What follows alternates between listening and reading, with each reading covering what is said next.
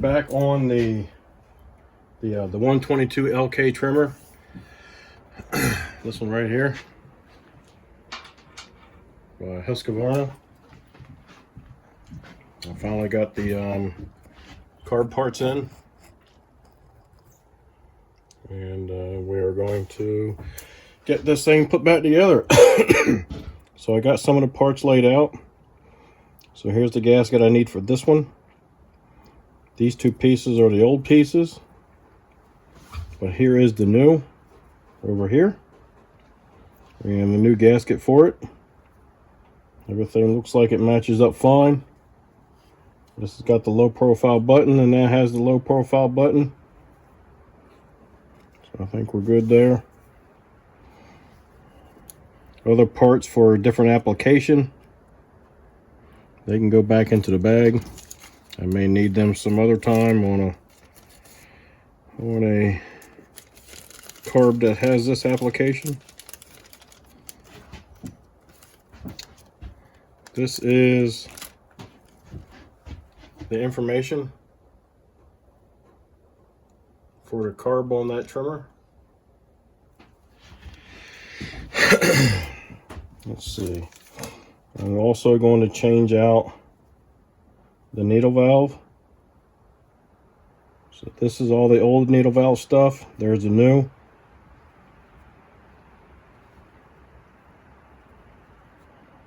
Alright, so all that looks like it's good and matches up.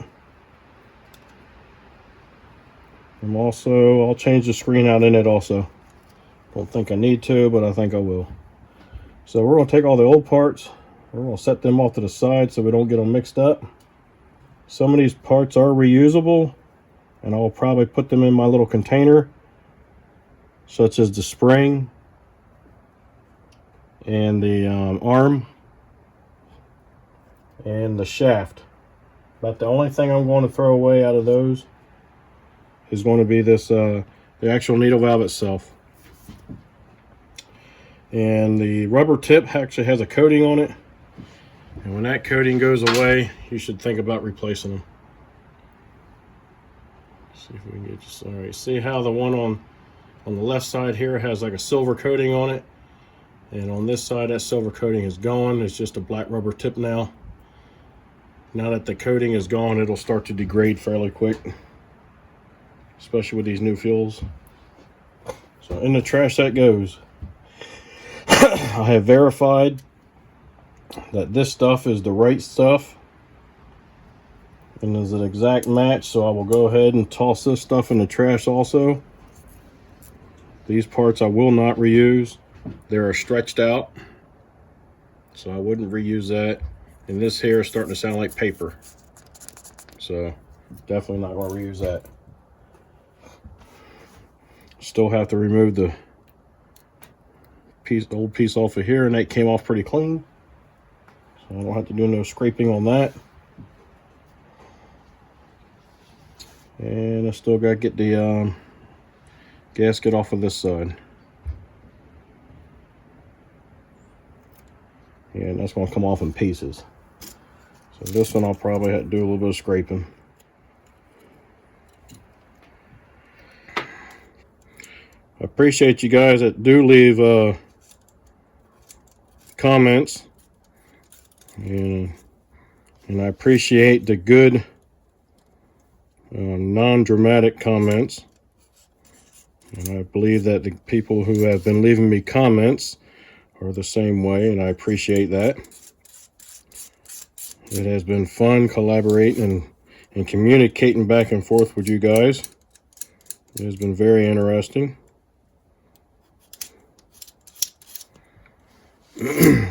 And so keep sending me those comments.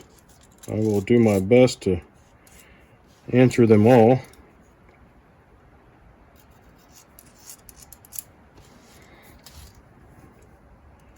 And don't get upset if I don't answer yours. It might be because I haven't gotten around to it, that's all.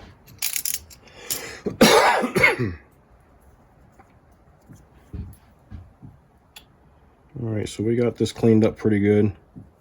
I'll go ahead and pop the screen out. I just use a little pick, grab a hold of it and pop it out of there. You can go ahead and toss that too. It's not worth saving. You take your new screen and you push that in there. I'll usually take the back side of my pick or something like that. It'll usually fits in there fairly well. And I'll give that a push to get it seated in there all the way.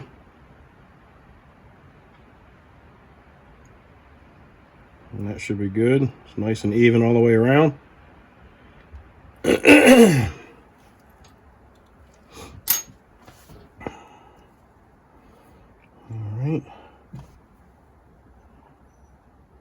Everything good and clean. We can go ahead and drop this needle valve assembly in. So we got the arm here. We got the shaft. I think I gotta loosen up my screw a little bit. I don't usually take that screw all the way out. I usually just back it up enough that I can get the shaft in and out with. And we can set our spring into place. And be careful with that because it will take off flying. And that's why I try to keep some of them on hand. I keep the old ones as long as it's not anything wrong with it. Just for little things like that. And then go ahead and drop your needle in.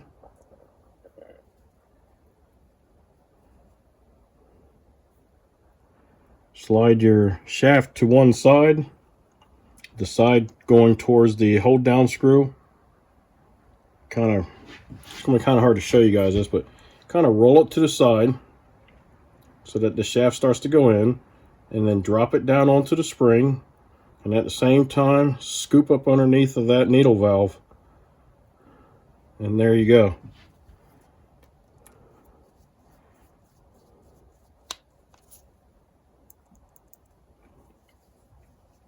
Kind of all in one motion.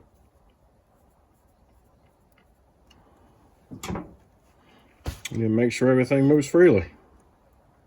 And everything seems to do that. So we're good there. Take and run your eye across there.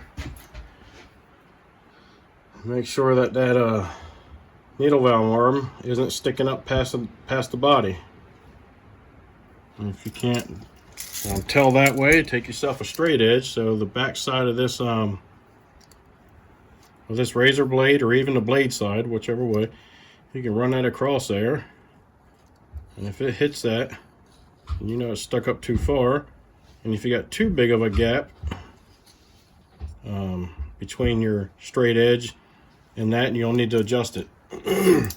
So you want it so that it's even with the carburetor body. Most carburetors are that way. Not all, but most. So that needle arm needs to stick up the same amount as the carburetor body. And just run a straight edge. So if it sticks up too high, bend it down some. If it's not high enough, get up underneath of it and lift it up some.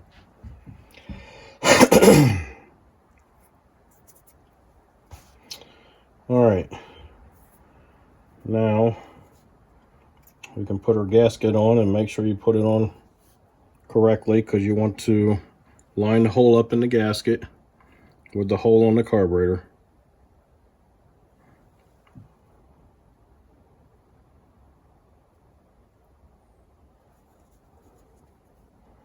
And set your diaphragm on top of that.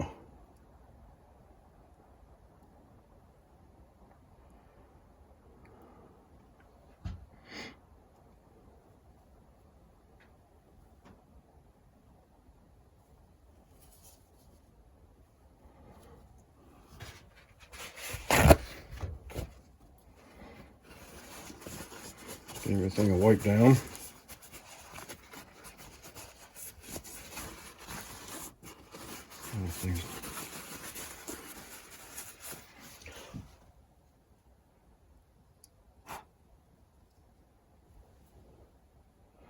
All right.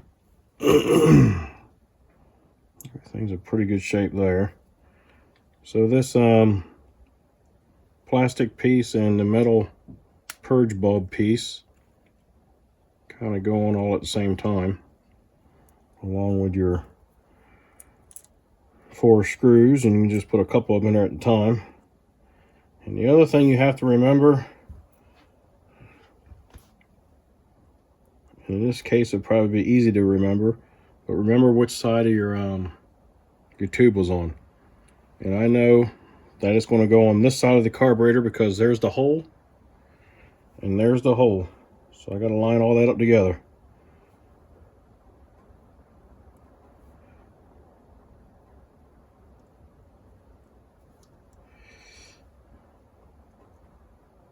Well, it does not want to cooperate. So we'll do it this way. Maybe.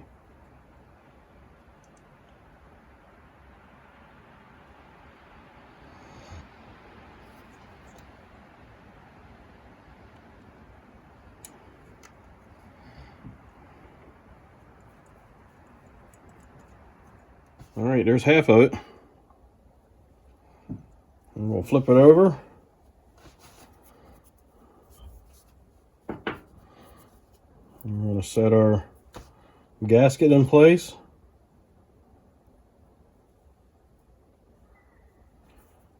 And we're going to set our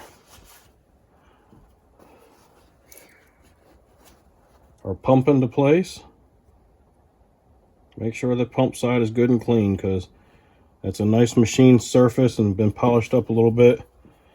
And that's so that these pump valves can work and seal up like they're supposed to. There you go. Make sure everything is in place there. Drop your 2 little screws in. And you snug them up a little bit, just to hold things in place for you.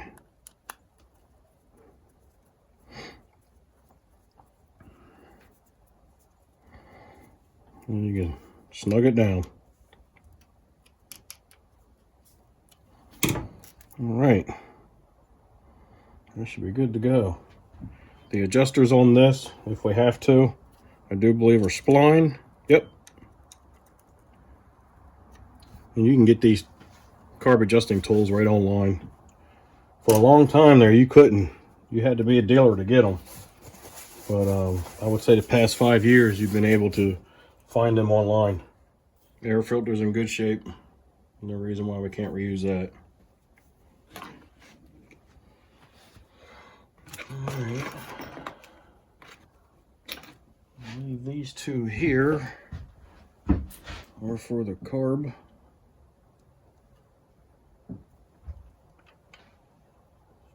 Yep. Switch things up here.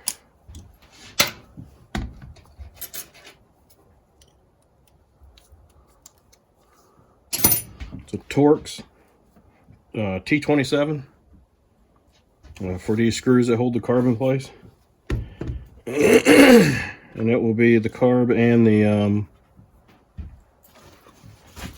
intake, basically. That goes back together all together at the same time.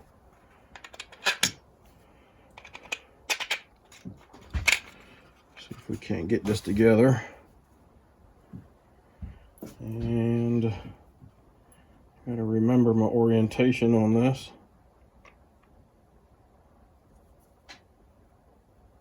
Well, that don't make sense, so must be this way. Yep. So you want the airbox assembly like that, and you want that long rod on the side of the carburetor to lock in with the choke assembly, and that will be the correct orientation. Now, I think it's going to be a little difficult to get those hoses on with that airbox into place, so we're going to slip these hoses on now. If I remember right, I did check the hoses. Yeah, I did check the hose assembly on here, and everything was in good condition. No, it ain't either. No, it ain't either. This one here is actually cracked right in here behind the grommet. And when I did check that, I didn't check back behind the grommet. I should have pulled on the hose a little bit, and I don't remember doing that. Shame on me. So, because I think this has that weird, yeah, it does. Yeah, this is the one I had out. So it's literally cracked within this grommet. Here we go. Right there, see it? Right there. It's starting to come apart. Actually, there's like an inner and an outer layer. And it looks like the outer layer is deteriorated. The inner layer is still fine. But we are going to put in a new piece.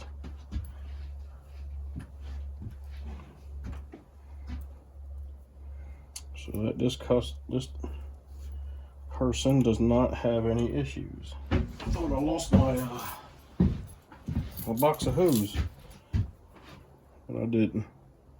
I just didn't put it back where it belonged.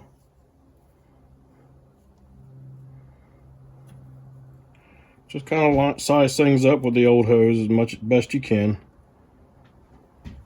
Tiny bit extra isn't going to hurt a thing.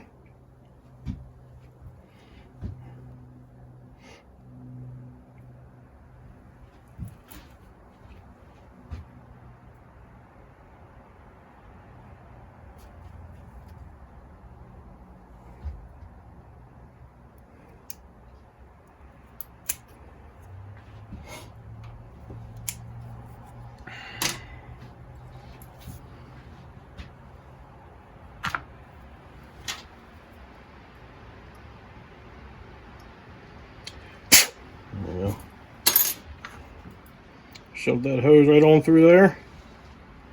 That will seal things up for you. Hook this filter back up. Most likely you're not going to need this little clamp. These filters attached to these hoses very snugly.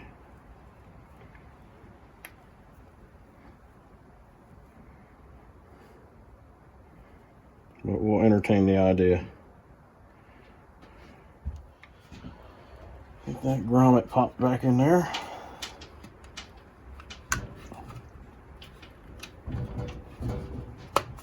There we go.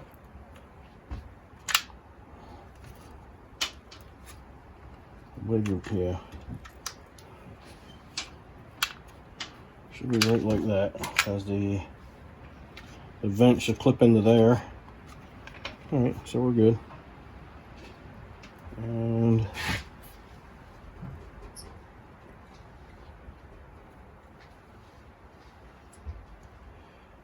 okay, so I know this is the return. This is the pickup.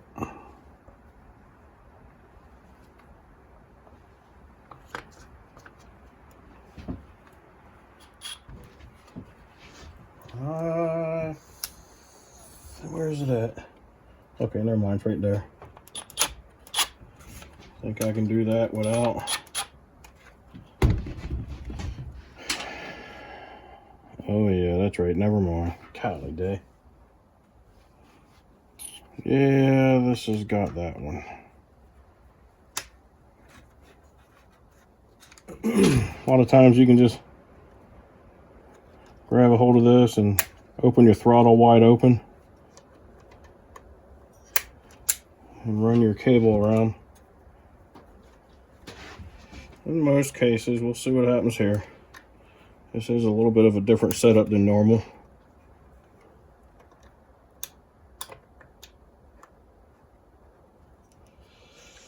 Yeah, it's gonna be a pain in the ass. All right, I guess I'm gonna have to back all this out of here. And it's a bunch of zigzags you got to do on here to hold the liner in place. So let's see if we can do it with the cable on.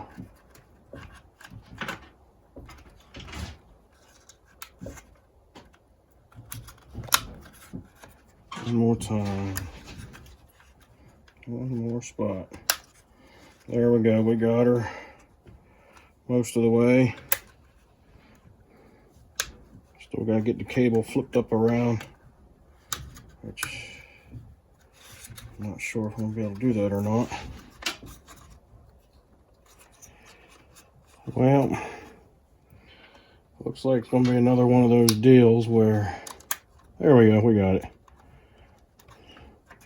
We're going to have multiple arms and hands to put multiple things together at once. But we got it. We got it.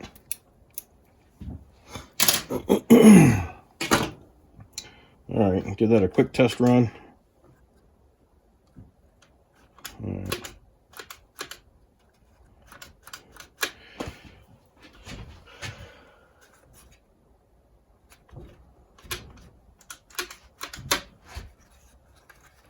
Oh, how'd that get off of there? There we go.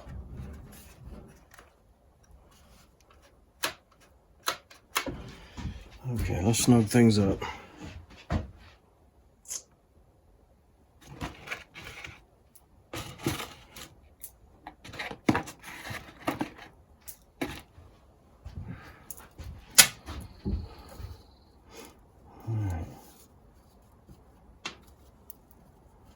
These are all your screws for plastic. These are all your screws for metal.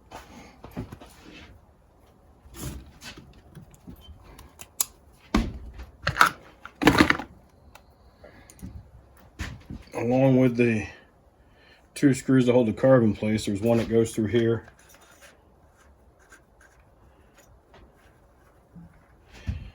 And that should be everything that holds that into place. You snug it all up now.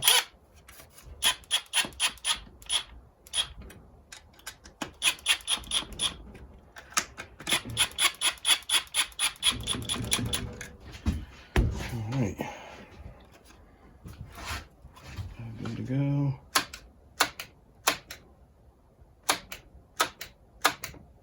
All right.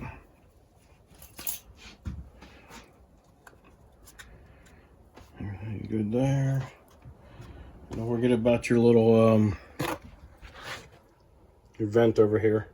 Make sure you get it tucked into your housing there. Got a little spot for it. So this is the cover for the back. Let's go ahead and put our air filter in. Air filter just sits in there like so. That's all it does. Just sits there.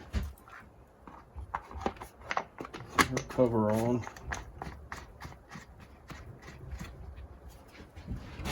Hopefully that won't be in the way of the of trying to put the back cover on. Are you with me so far?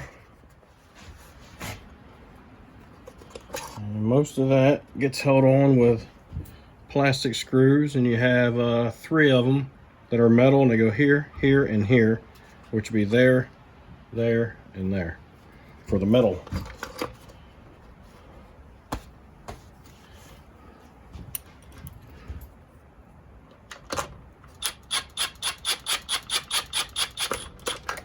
That's that. We're good to go there. Alright. If I remember right, we already had that muffler off. I do believe we talked about that hot spot on there too. And that's just because of all the junk that's on the inside of it. Causes it to hold heat, which is not good for the motor. All right, let's put some fuel in this thing and let's see what happens. Everything starts up and runs all right. We'll go up there to the trimmer head and we'll put some grease in the head section of it. I'll be right back. I can't get the gas out of the back of the truck. All right, we're back. Got the fuel. I just got back from the campground and I took some fuel with me to top off my trimmer down there. And then I put some fuel in an old tea bottle, basically. Kind of like that.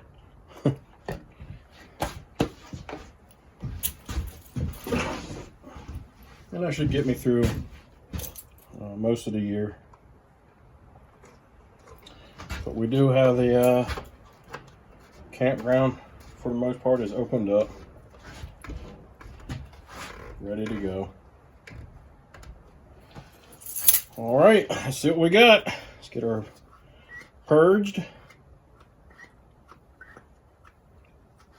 All right, looking good. We're pulling fuel up.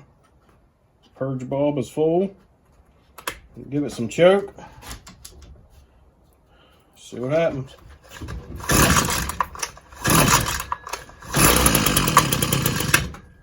Sounds good so far. Give her about half choke.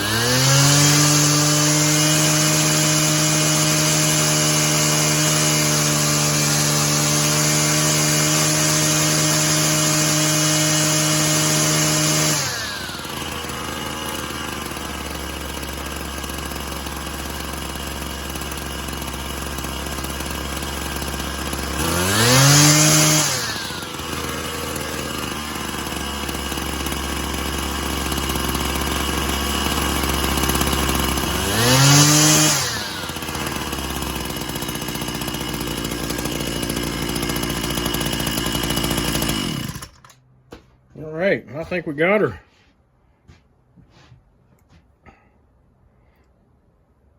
I'll take her out there and whack some weed with it, see how it performs, make any more adjustments to it that I might need to make, and we'll call that done. All right, I'm back, guys, and still working on the 122 LK trimmer that we just got done building the carburetor on, and it ran fine for a short period of time, like in here on the bench when I ran it for you guys there. And then when I took it outside to run it, it had trouble idling. Full throttle is perfect, but idling, that was an issue.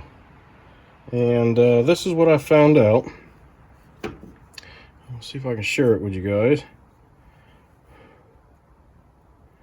We'll see if you can pick up on it also. All right. So between these two, there's a difference between them. So this is what came in the rebuild kit that I bought, and this was what was originally in it. And let me see if I can zoom you in a little bit.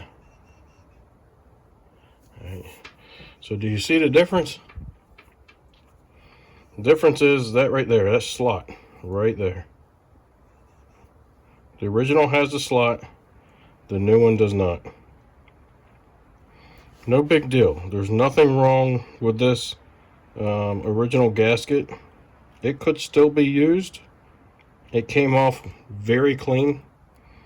There's no tears in it when it came off on either side. So we're going to go back and use it. But the reason why that's in there is because of that hole right there. That hole,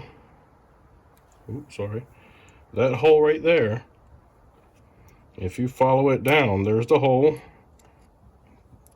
There is the pathway for it, and that pathway goes right straight to that jet, and that jet is marked as low. So that is the low circuit, which is the idle circuit. And that is the circuit I was having trouble with. So if we stack all this up on here like it's supposed to be, and you took and flipped it over on to that carb the way it's supposed to be, I need 3 hands here, I need to be an octopus. That is the way it should be. And if you line the bolt holes up, it lines up with a little hole right there. So move it out of the way. That little hole tunnels down to that adjustment screw. That adjustment screw is the low, which is your idle circuit. So it has to be there. Now I could try to line all this up real good and punch a hole there, but I'm not going to do that today. Today I'm just going to take this new one, I'm going to put it off to the side because everything else is exactly the way it needs to be, including the hole that's in this one. That hole lines up with that spot right there. And then all this should line up fine and lock in. And it has. Put our screws back in. Let me zoom you back out. We're just too close now. All right. Zip that in real quick. Help hold things. Put your other one in. And I'm willing to bet that this thing is probably going to start up and idle fine now. So, yeah, this is an aftermarket, and it could be because I just picked the wrong carb number. You know, all these carb kits go by a number, and the number on this is the RB165. It may not be the one for this. You know, the only difference between this and the one that should go in it might be just that little hole that belongs to be in this paper gasket. But other than that, it's the same. Everything else matches up perfectly. So it could be my fault, or you know, it could be that it's an aftermarket and they overlooked it. But most likely, it's probably my fault. I probably could have done a little bit more research and did a little bit better job at searching for that, and I probably could have gotten the right one. But it is going to work, and that gasket is more than good shape, so we're not going to have to worry about any leaks. That gasket is going to be just fine. Now, let's see if we can get this back together and test our theory.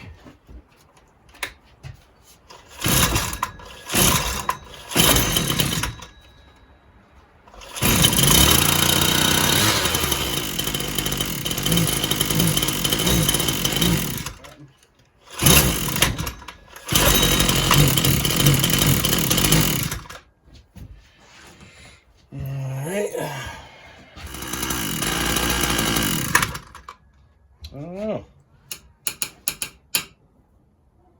Same exact problem.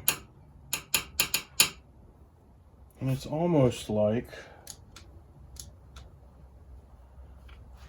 it's shutting off and then coming back on, almost like it's losing ignition.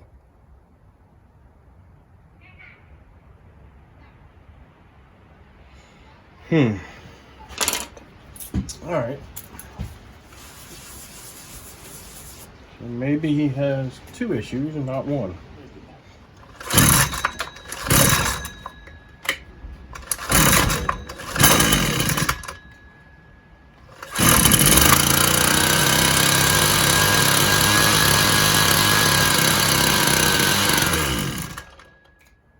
Not convinced it's fuel related.